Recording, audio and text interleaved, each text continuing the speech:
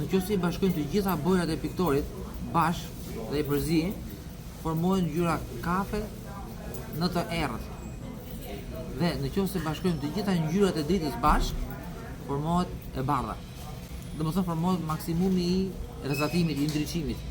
Dritat bashkë shtojnë intensitetin e ndriçimit, ndërsa lënda kur bashkohet përthis dritën, përthis energjinë. Kështu njësoj është dhe ngjyra e dheut, tek i cili janë përzierë të gjitha ngjyrat, të gjitha elementet kimike me ngjyrën përkatëse dhe kanë formuar ngjyrën e përgjithshme, ngjyrën e dheut, e cila është kaf. Ajo është praktikisht e errët, po ta marrësh, nuk ka asnjë devijim në ngjyrë veçantë, por është mu në mes të spektrit të ylberit që ne shohim dritën ngjyrën e verdhë.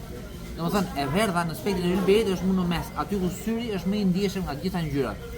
Dhe kjo gjë e errët si dheu ne na ndriçon nga drita e madhe, nga ndriçimi i diellit, dhe ne shohim që kjo e zezë, kjo ngjyrë mesatare, ku janë bashkuar të gjitha ngjyrat bashkë, ndriçon në maksimumin e aftësisë që ka syri i njeriu në ngjyrën e verdhë.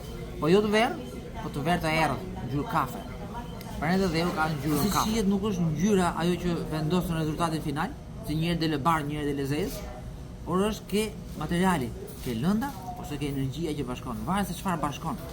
Nga ngjyra e bardhë që përftuam, ne mund marrim prizmin, i cili e ndan këtë ngjyrë bardhë në ngjyrat përbërëse. Ndërsa në rastin e dheut, ai prizmi që ndan ngjyrat e dheut janë lulet, bimët, ngjyra.